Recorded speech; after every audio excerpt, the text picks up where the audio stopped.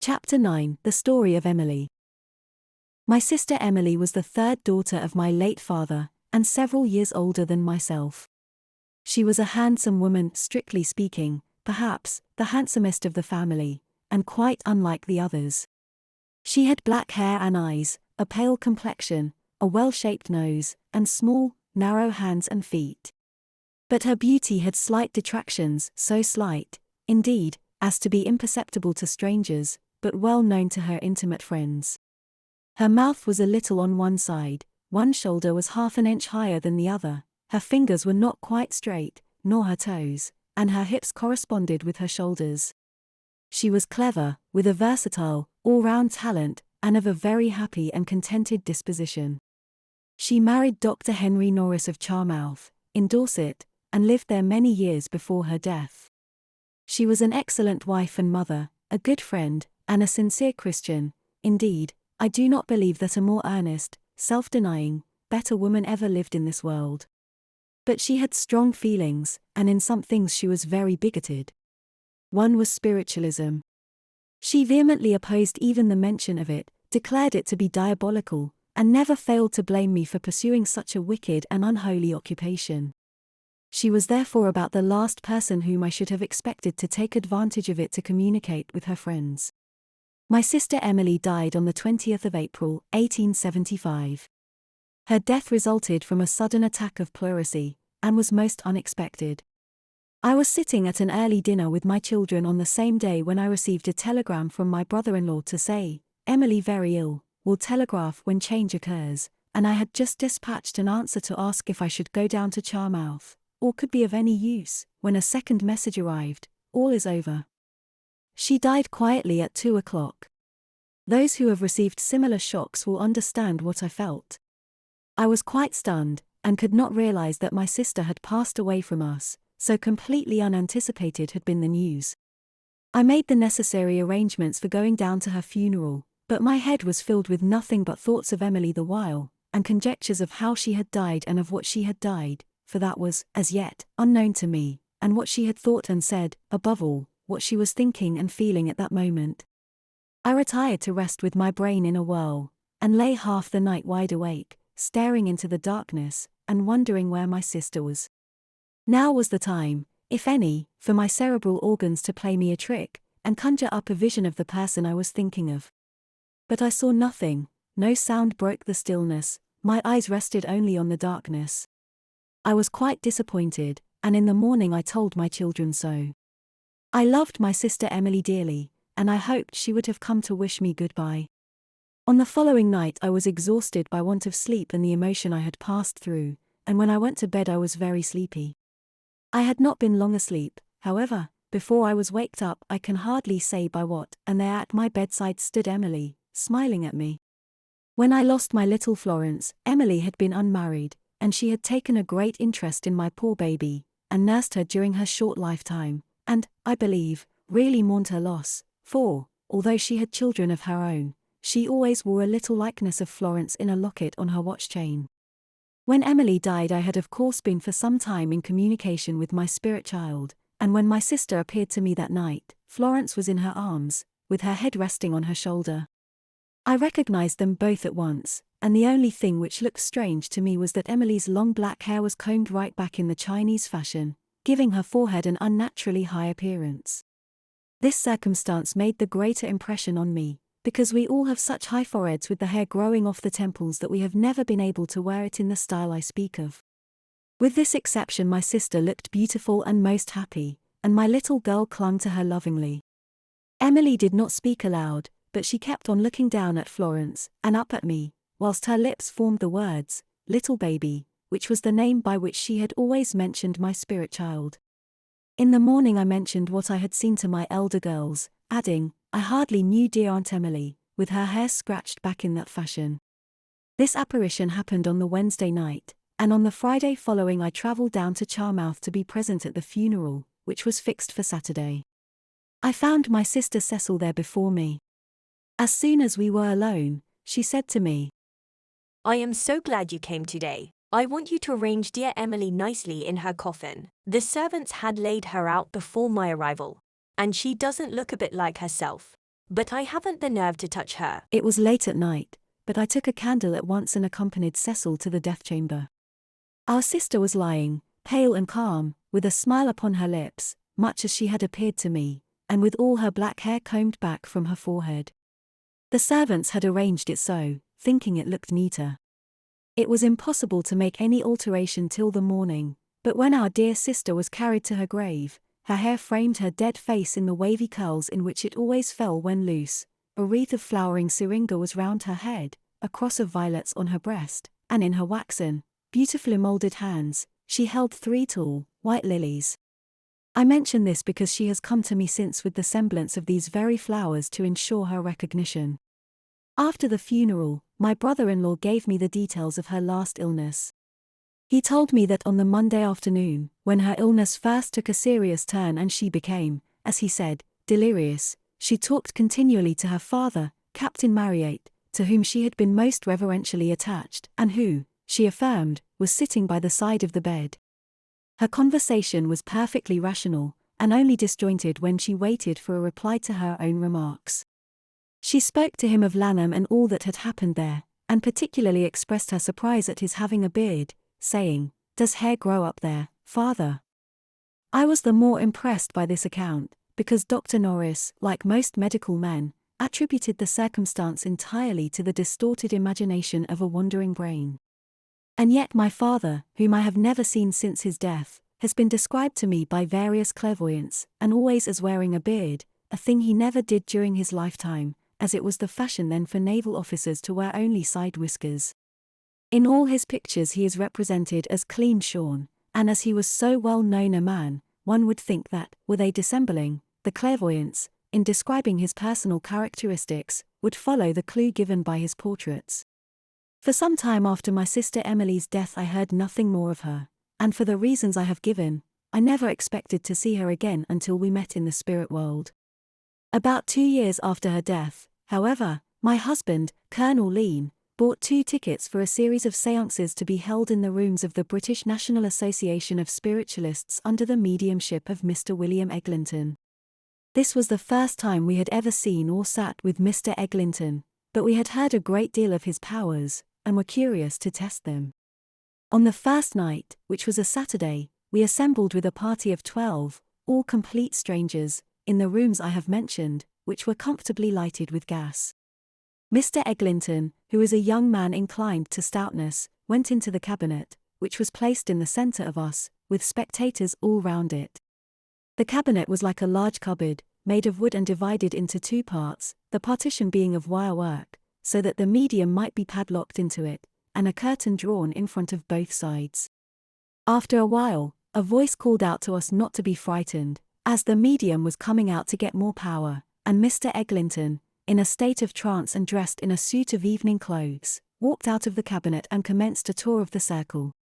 He touched every one in turn, but did not stop until he reached Colonel Lean, before whom he remained for some time, making magnetic passes down his face and figure. He then turned to re-enter the cabinet, but as he did so, someone moved the curtain from inside and Mr. Eglinton actually held the curtain to one side to permit the materialized form to pass out before he went into the cabinet himself. The figure that appeared was that of a woman clothed in loose white garments that fell to her feet. Her eyes were black and her long black hair fell over her shoulders. I suspected at the time who she was, but each one in the circle was so certain she came for him or for her, that I said nothing, and only mentally asked if it were my sister that I might receive a proof of her identity. On the following evening, Sunday, Colonel Lean and I were sitting together, when Emily came to the table to assure us that it was she whom we had seen, and that she would appear again on Monday and show herself more clearly. I asked her to think of some means by which she could prove her identity with the spirit that then spoke to us, and she said, "I will hold up my right hand." Colonel Lean cautioned me not to mention this promise to anyone, that we might be certain of the correctness of the test. Accordingly, on the Monday evening we assembled for our second séance with Mr. Eglinton, and the same form appeared, and walking out much closer to us, held up the right hand. Colonel Lean, anxious not to be deceived by his own senses, asked the company what the spirit was doing. "Cannot you see?" was the answer. "She is holding up her hand." On this occasion Emily came with all her old characteristics about her, and there would have been no possibility of mistaking her, at least on my part, without the proof she had promised to give us. The next startling assurance we received of her proximity happened in a much more unexpected manner. We were staying, in the autumn of the following year, at a boarding house in the Rue de Vienne at Brussels, with a large party of English visitors, none of whom we had ever seen till we entered the house. Amongst them were several girls, who had never heard of spiritualism before, and were much interested in listening to the relation of our experiences on the subject. One evening when I was not well, and keeping my own room, some of these young ladies got hold of Colonel Lean and said, "Oh, do come and sit in the dark with us and tell us ghost stories." Now sitting in the dark and telling ghost stories to 5 or 6 nice-looking girls is an occupation few men would object to, and they were all soon ensconced in the dark and deserted salle à manger. Amongst them was a young girl of 16, Miss Helen Hill, who had never shown more interest than the rest in such matters. After they had been seated in the dark for some minutes, she said to Colonel Lean, "Do you know, I can see a lady on the opposite side of the table quite distinctly, and she is nodding and smiling at you." The Colonel asked what the lady was like. "She is very nice looking," replied the girl, "with dark eyes and hair, but she seems to want me to notice her ring. She wears a ring with a large blue stone in it of such a funny shape, and she keeps on twisting it round and round her finger, and pointing to it. Oh, now she has got up and is walking round the room. Only fancy.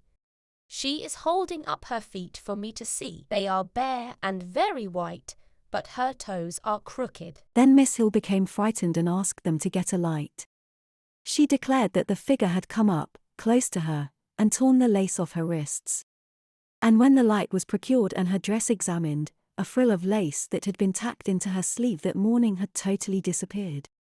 The young ladies grew nervous and left the room, and Colonel Lean, thinking the description Helen Hill had given of the spirit tallied with that of my sister Emily, came straight up to me and surprised me by an abrupt question as to whether she had been in the habit of wearing any particular ring, for he had not seen her for several years before her death.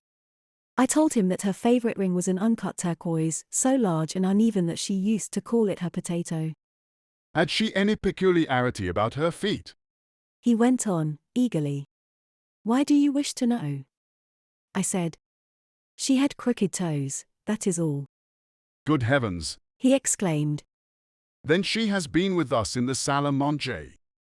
I have never met Miss Hill since, and I am not in a position to say if she has evinced any further possession of clairvoyant power, but she certainly displayed it on that occasion to a remarkable degree, for she had never even heard of the existence of my sister Emily, and was very much disturbed and annoyed when told that the apparition she had described was reality and not imagination. Chapter 10: The Story of the Green Lady. The story I have to tell now happened a very short time ago, and every detail is as fresh in my mind as if I had heard and seen it yesterday. Mrs. Guppe-Volkmann has been long known to the spiritualistic world as a very powerful medium, also as taking a great private interest in spiritualism, which all media do not. Her means justify her, too, in gratifying her whims, and hearing that a certain house in Broadstairs was haunted, she became eager to ascertain the truth. The house being empty, she procured the keys from the landlord, and proceeded on a voyage of discovery alone. She had barely recovered, at the time, from a most dangerous illness, which had left a partial paralysis of the lower limbs behind it. It was therefore with considerable difficulty that she gained the drawing-room of the house, which was on the first floor, and when there she abandoned her crutches, and sat down on the floor to recover herself. Mrs. Volkmann was now perfectly alone. She had closed the front door after her, and she was moreover almost helpless, as it was with great difficulty that she could rise without assistance. It was on a summer's evening towards the dusky hour, and she sat on the bare floor of the empty house waiting to see what might happen. After some time, I tell this part of the story as I received it from her lips, she heard a rustling or sweeping sound, as of a long silk train coming down the uncarpeted stairs from the upper story. The room in which she sat communicated with another, which led out upon the passage, and it was not long before the door between these two apartments opened and the figure of a woman appeared. She entered the room in which Mrs. Volkmann sat, very cautiously, and commenced to walk round it, feeling her way along the walls as though she were blind or tipsy. She was dressed in a green satin robe that swept behind her. Round the upper part of her body was a kind of scarf of glistening white material, like silk gauze, and on her head was a black velvet cap, or coif, from underneath which her long black hair fell down her back. Mrs. Volkmann, although used all her life to manifestations and apparitions of all sorts, told me she had never felt so frightened at the sight of one before. She attempted to rise, but feeling her incapability of doing so quickly, she screamed with fear. As soon as she did so, the woman turned round and ran out of the room, apparently as frightened as herself. Mrs. Volkmann got hold of her crutches, scrambled to her feet, found her way downstairs, and reached the outside of the house in safety. Most people would never have entered it again. She, on the contrary, had an interview with the landlord, and actually, then and there, purchased a lease of the house and entered upon possession, and as soon as it was furnished and ready for occupation, she invited a party of friends to go down and stay with her at Broadstairs, and make the acquaintance of the Green Lady, as we had christened her. Colonel Lean and I were amongst the visitors, the others consisting of Lady Archibald Campbell, Miss Shaw, Mrs. Olive, Mrs. Bellew, Colonel Grech, Mr. Charles Williams, and Mr. and Mrs. Henry Volkmann, which, with our host and hostess, made up a circle of 12. We assembled there on a bright day in July, and the house, with its large rooms and windows facing the sea, looked cheerful enough. The room in which Mrs. Volkmann had seen the apparition was furnished as a drawing room, and the room adjoining it, which was divided by a portiere only from the larger apartment, she had converted for convenience sake into her bedroom. The first evening we set it was about 7 o'clock, and so light that we let down all the Venetians, which, however, did little to remedy the evil. We had no cabinet, nor curtains, nor darkness, for it was full moon at the time, and the dancing, sparkling waves were quite visible through the interstices of the Venetians. We simply sat round the table, holding hands in an unbroken circle and laughing and chatting with each other. In a few minutes Mrs. Volkmann said something was rising beside her from the carpet, and in a few more the Green Lady was visible to us all standing between the medium and Mr. Williams. She was just as she had been described to us, both in dress and appearance, but her face was as white and as cold as that of a corpse, and her eyes were closed. She leaned over the table and brought her face close to each of us in turn, but she seemed to have no power of speech. After staying with us about 10 minutes, she sunk as she had risen, through the carpet, and disappeared. The next evening, under precisely similar circumstances, she came again. This time she had evidently gained more vitality in a materialized condition, for when I urged her to tell me her name, she whispered, though with much difficulty, "Julia," and when Lady Archibald observed that she thought she had no hands, the spirit suddenly thrust out a little hand, and grasped the curls on her forehead with a violence that gave her pain. Unfortunately, Mr. Williams' professional engagements compelled him to leave us on the following day, and Mrs. Volkmann had been too recently ill to permit her to sit alone, so that we were not able to hold another séance for the Green Lady during our visit. But we had not seen the last of her. One evening Mrs. Bellew and I were sitting in the bay window of the drawing room, just between the lights, and discussing a very private matter indeed, when I saw, as I thought, my hostess maid raise the portiere that hung between the apartments and stand there in a listening attitude. I immediately gave Mrs. Volkmann the hint. "Let us talk of something else," I said, in a low voice. "Jane is in your bedroom," Oh, no, she's not. was the reply. But I saw her lift the portiere. I persisted, "She has only just dropped it," You are mistaken, replied my hostess. for Jane has gone on the beach with the child. I felt sure I had not been mistaken, but I held my tongue and said no more. The conversation was resumed, and as we were deep in the delicate matter, the woman appeared for the second time. "Mrs. Volkmann," I whispered, "Jane is really there. She has just looked in again." My friend rose from her seat. Come with me, She said. and I will convince you that you are wrong. I followed her into the bedroom, where she showed me that the door communicating with the passage was locked inside. Now, do you see She continued. that no one but the Green Lady could enter this room but through the one we are sitting in? Then it must have been the Green Lady, I replied, for I assuredly saw a woman standing in the doorway. That is likely enough. Said Mrs. Volkman. But if she comes again, she shall have the trouble of drawing back the curtains. And thereupon she unhooped the portiere, which consisted of 2 curtains, and drew them right across the door. We had hardly regained our seats in the bay window before the 2 curtains were sharply drawn aside, making the brass rings rattle on the rod, and the Green Lady stood in the opening we had just passed through. Mrs. Volkman told her not to be afraid, but to come out and speak to us, but she was apparently not equal to doing so, and only stood there for a few minutes gazing at us. I imprudently left my seat and approached her, with a view to making overtures of friendship, when she dropped the curtains over her figure. I passed through them immediately to the other side, and found the bedroom empty and the door locked inside, as before. Chapter 11: The Story of the Monk. A lady named Uniacke, a resident in Bruges, whilst on a visit to my house in London, met and had a séance with William Eglinton, with which she was so delighted that she immediately invited him to go and stay with her abroad, and as my husband and I were about to cross over to Bruges to see my sister, who also resided there, we travelled in company, Mr. Eglinton living at Mrs. Uniacke's home, whilst we stayed with our own relations. Mrs. Uniacke was a medium herself, and had already experienced some very noisy and violent demonstrations in her own house. She was, therefore, quite prepared for her visitor, and had fitted up a spare room with a cabinet and blinds to the windows, and everything that was necessary. But, somewhat to her chagrin, we were informed at the first sitting by Mr. Eglinton's control, Joey, that all future séances were to take place at my sister's house instead. We were given no reason for the change, we were simply told to obey it.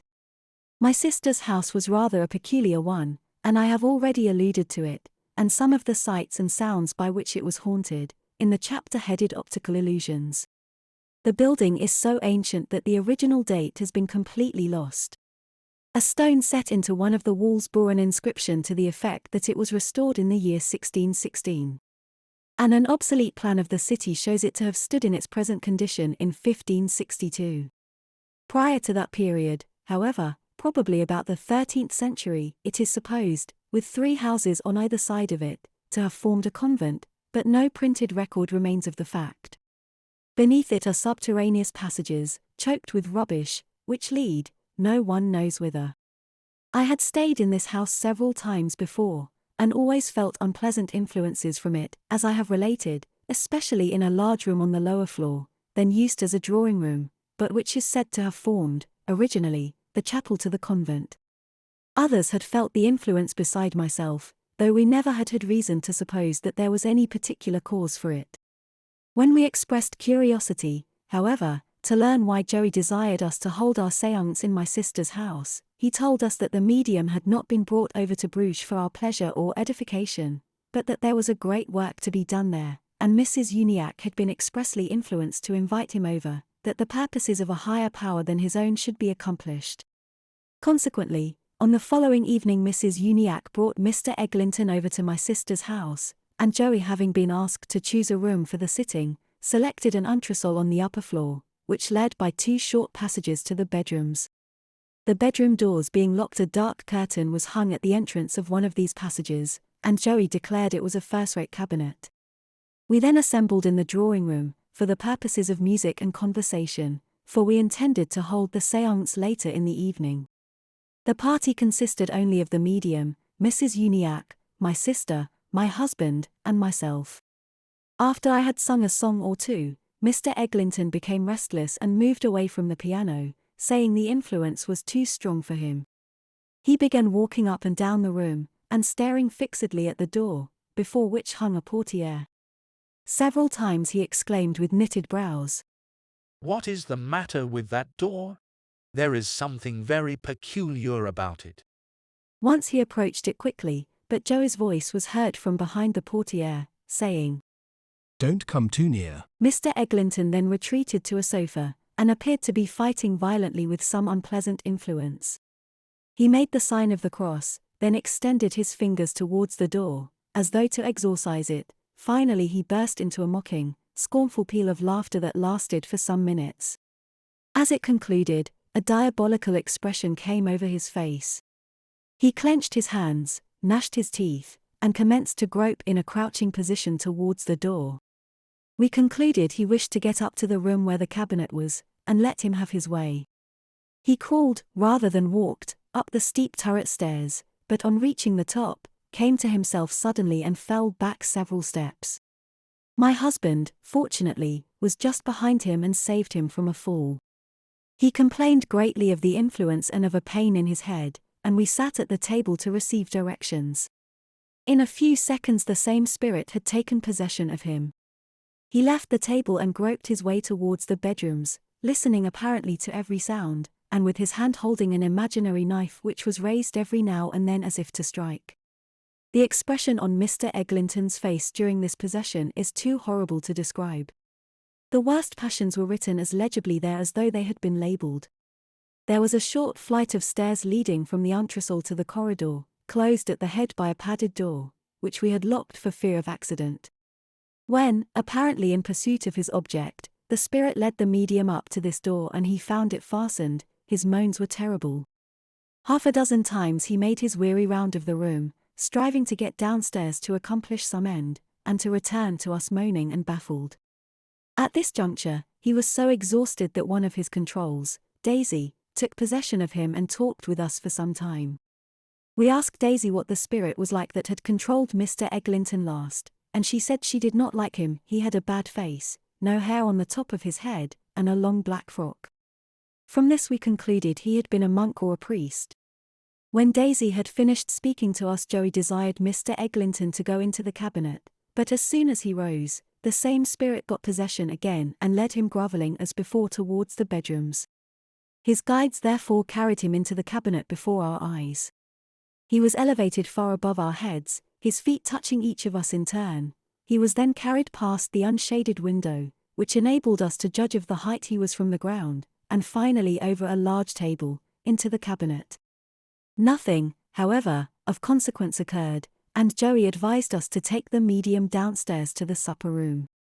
Accordingly we adjourned there, and during supper Mr. Eglinton appeared to be quite himself, and laughed with us over what had taken place. As soon as the meal was over, however, the old restlessness returned on him, and he began pacing up and down the room, walking out every now and then into the corridor. In a few minutes we perceived that the uneasy spirit again controlled him, and we all followed. He went steadily towards the drawing-room, but, on finding himself pursued, turned back, and 3 times pronounced emphatically the word go. He then entered the drawing-room, which was in darkness, and closed the door behind him, whilst we waited outside. In a little while he reopened it, and speaking in quite a different voice, said, "Bring a light, I have something to say to you." When we reassembled with a lamp we found the medium controlled by a new spirit, whom Joey afterwards told us was one of his highest guides. Motioning us to be seated, he stood before us and said, "I have been selected from amongst the controls of this medium to tell you the history of the unhappy being who has so disturbed you this evening. He is present now, and the confession of his crime through my lips will help him to throw off the earthbound condition to which it has condemned him. Many years ago, the house in which we now stand was a convent, and underneath it were 4 subterraneous passages running north, south, east, and west, which communicated with all parts of the town." I must here state that Mr. Eglinton had not previously been informed of any particulars relating to the former history of my sister's home, neither were Mrs. Uniacke or myself acquainted with it.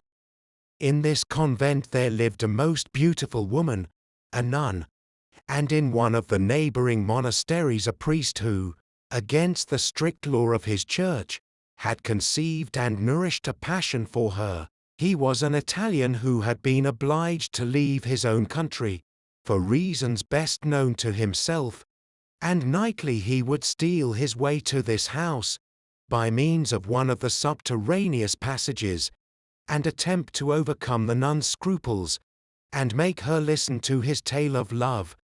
But she, strong in the faith, resisted him. At last, maddened one day by her repeated refusals, and his own guilty passion, He hid himself in one of the northern rooms in the upper story of this house, and watched there in the dark for her to pass him on her way from her devotions in the chapel.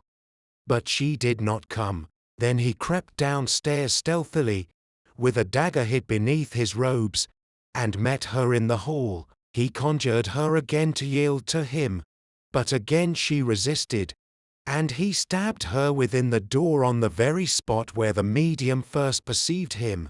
Her pure soul sought immediate consolation in the spirit spheres, but his has been chained down ever since to the scene of his awful crime.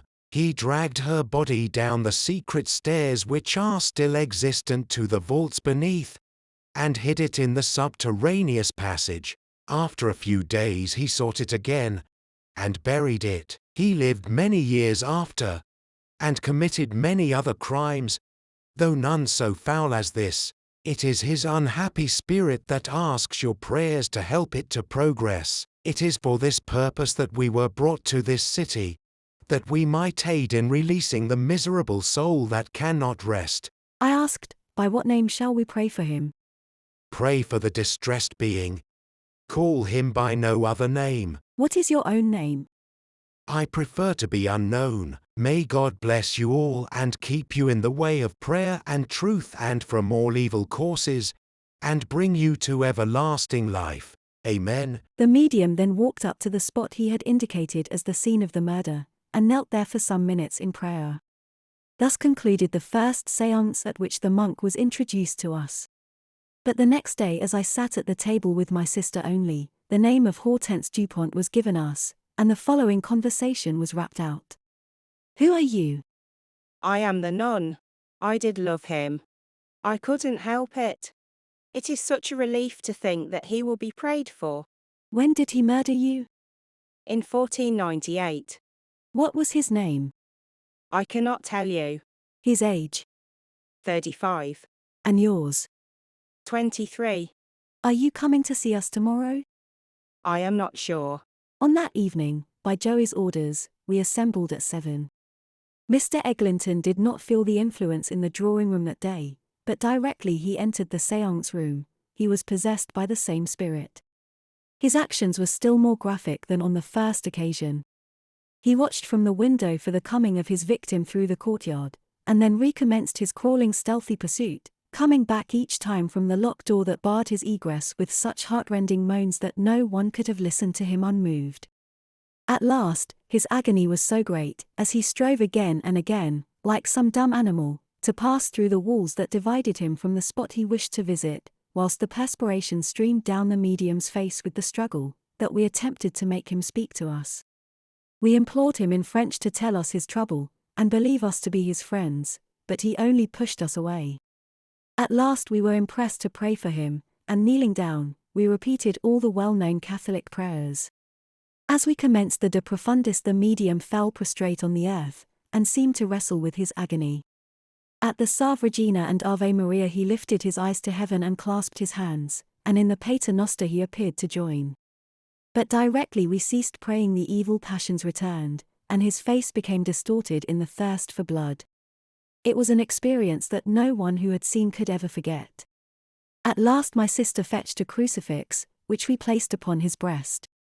It had not been there many seconds before a different expression came over his face. He seized it in both hands, straining it to his eyes, lips, and heart, holding it from him at arm's length, then passionately kissing it, as we repeated the Anima Christi. Finally, he held the crucifix out for each of us to kiss. A beautiful smile broke out on the medium's face, and the spirit passed out of him. Mr. Eglinton awoke on that occasion terribly exhausted. His face was as white as a sheet, and he trembled violently. His first words were, "They are doing something to my forehead. Burn a piece of paper, and give me the ashes." He rubbed them between his eyes, when the sign of the cross became distinctly visible, drawn in deep red lines upon his forehead. The controls then said, exhausted as Mr. Eglinton was, we were to place him in the cabinet, as their work was not yet done. He was accordingly led in trance to the armchair behind the curtain, whilst we formed a circle in front of him. In a few seconds the cabinet was illuminated, and a cross of fire appeared outside of it. This manifestation having been seen twice, the head and shoulders of a nun appeared floating outside the curtain. Her white coif and chinpiece were pinned just as the religieuses are in the habit of pinning them, and she seemed very anxious to show herself, coming close to each of us in turn, and reappearing several times. Her face was that of a young and pretty woman. Joey said, That's the nun. But you'll understand that this is only a preliminary trial, preparatory to a more perfect materialization. I asked the apparition if she were the Hortense Dupont that had communicated through me, and she nodded her head several times in acquiescence. Thus ended our second séance with the monk of Bruges. On the third day we were all sitting at supper in my sister's house at about 10 o'clock at night, when loud raps were heard about the room, and on giving the alphabet, Joey desired us to go upstairs and sit, and to have the door at the head of the staircase, which we had hitherto locked for fear of accidents, left open, which we accordingly did. As soon as we were seated at the table, the medium became entranced, and the same pantomime which I have related was gone through. He watched from the window that looked into the courtyard, and silently groped his way round the room, until he had crawled on his stomach up the stairs that led to the padded door. When he found, however, that the obstacle that had hitherto stood in his way was removed, by its being open, he drew a long breath and started away for the winding turret staircase, listening at the doors he passed to find out if he were overheard. When he came to the stairs, in descending which we had been so afraid he might hurt himself, he was carried down them in the most wonderful manner, only placing his hand on the balustrades, and swooping to the bottom in one flight. We had placed a lamp in the hall, so that as we followed him we could observe all his actions. When he reached the bottom of the staircase he crawled on his stomach to the door of the drawing-room, originally the chapel, and there waited and listened, darting back into the shadow every time he fancied he heard a sound. Imagine our little party of four in that sombre old house, the only ones waking at that time of night, watching by the ghastly light of a turned-down lamp the acting of that terrible tragedy. We held our breath as the murderer crouched by the chapel door, opening it noiselessly to peep within, and then, retreating with his imaginary dagger in his hand, ready to strike as soon as his victim appeared. At last she seemed to come. In an instant he had sprung to meet her, stabbing her first in a half-stooping attitude, and then, apparently, finding her not dead, he rose to his full height and stabbed her twice, straight downwards. For a moment he seemed paralyzed at what he had done, starting back with both hands clasped to his forehead. Then he flung himself prostrate on the supposed body, kissing the ground frantically in all directions. Presently he woke to the fear of detection, and raised the corpse suddenly in his arms.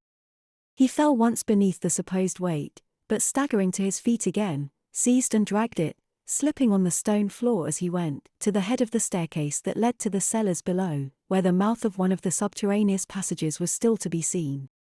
The door at the head of this flight was modern, and he could not undo the lock, so, prevented from dragging the body down the steps, he cast himself again upon it, kissing the stone floor of the hall and moaning. At last he dragged himself on his knees to the spot of the murder, and began to pray. We knelt with him, and as he heard our voices he turned on his knees towards us with outstretched hands. I suggested that he wanted the crucifix again, and went upstairs to fetch it, when the medium followed me. When I had found what I sought, he seized it from me eagerly, and carrying it to the window, whence he had so often watched, fell down again upon his knees. After praying for some time he tried to speak to us. His lips moved and his tongue protruded, but he was unable to articulate. Suddenly he seized each of our hands in turn in both of his own, and wrung them violently. He tried to bless us, but the words would not come. The same beautiful smile we had seen the night before broke out over his countenance, the crucifix dropped from his hands, and he fell prostrate on the floor. The next moment Mr. Eglinton was asking us where he was and what on earth had happened to him, as he felt so queer.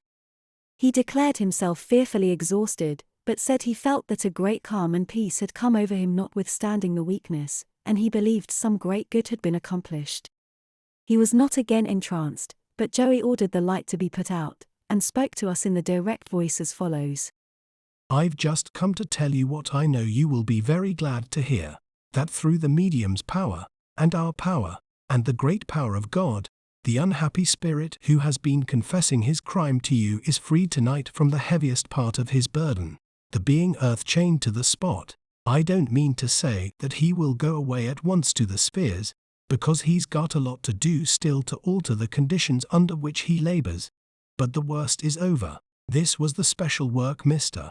Eglinton was brought to Bruges to do, and Ernest and I can truly say that, during the whole course of our control of him, we have never had to put forth our own powers, nor to ask so earnestly for the help of God, as in the last 3 days. You have all helped in a good work, to free a poor soul from earth, and to set him on the right road, and we are grateful to you and to the medium, as well as he. He will be able to progress rapidly now until he reaches his proper sphere. And hereafter the spirits of himself and the woman he murdered will work together to undo for others the harm they brought upon themselves.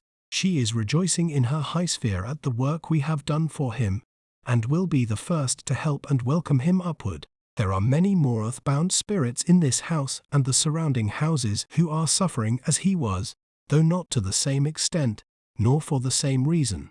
But they all ask for and need your help and your prayers, and this is the greatest and noblest end of spiritualism, to aid poor, unhappy spirits to free themselves from earth and progress upwards.